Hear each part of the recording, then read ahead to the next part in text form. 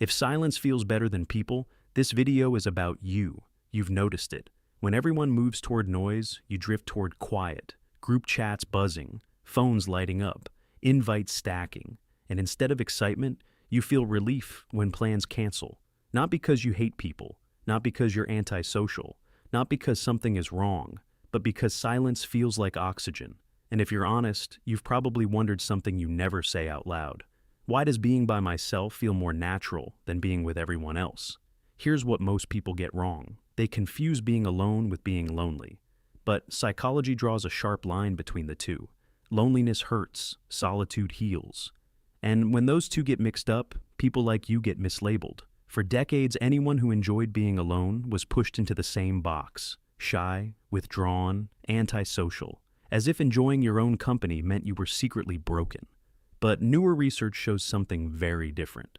There is a real psychological pattern called preference for solitude, not fear of people, not social failure. A nervous system that reaches its stimulation limit faster than average. Think of it like volume sensitivity. Some people need noise to feel alive. Others feel overwhelmed at half that level. Their brain hits full sooner, and when stimulation is full, solitude doesn't feel empty. It feels like relief. Now here's where it gets interesting. If you prefer being alone, there's a good chance you do something automatically. You scan, you notice tone shifts, micro expressions, energy changes in a room, not anxiously, not consciously. Your brain just tracks. Because at some point in life, reading people wasn't optional, it was protective. So your mind adapted. It learned something simple. Awareness keeps you safe. And when you're alone, there's nothing to monitor, nothing to anticipate, nothing to manage. Your nervous system finally stands down. That's why your body exhales in silence. But here's the part most people don't expect.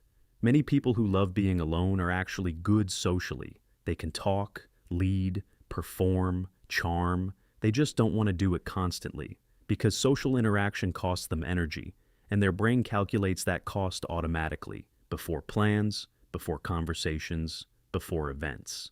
It asks, how loud will it be? How long will it last? How much will it take out of me? That's not avoidance, that's efficiency. Your brain is protecting limited mental resources, and if this resonates, there's another pattern you'll recognize.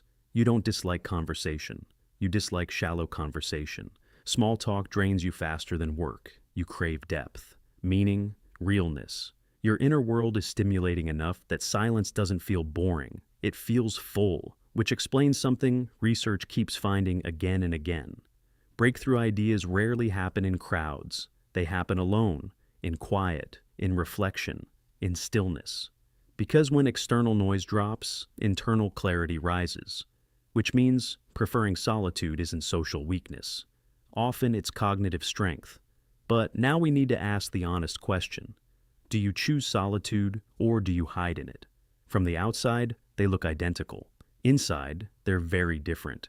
Healthy solitude feels peaceful. Protective solitude feels safe. One comes from abundance. The other comes from armor. And the difference matters, because the healthiest relationship with being alone is when it's a choice, not a shield. And people who truly thrive in solitude understand something most people don't. Being alone doesn't mean being incomplete. It means you already feel whole. So if you've ever wondered why you like being alone more than most people, it's not a flaw, it's not a disorder, and it's definitely not something you need to fix. It's a pattern your mind built to regulate your energy, protect your peace, and sharpen your awareness. You are not broken. You adapted. And adaptation is intelligence. So tell me, do you recharge around people or away from them?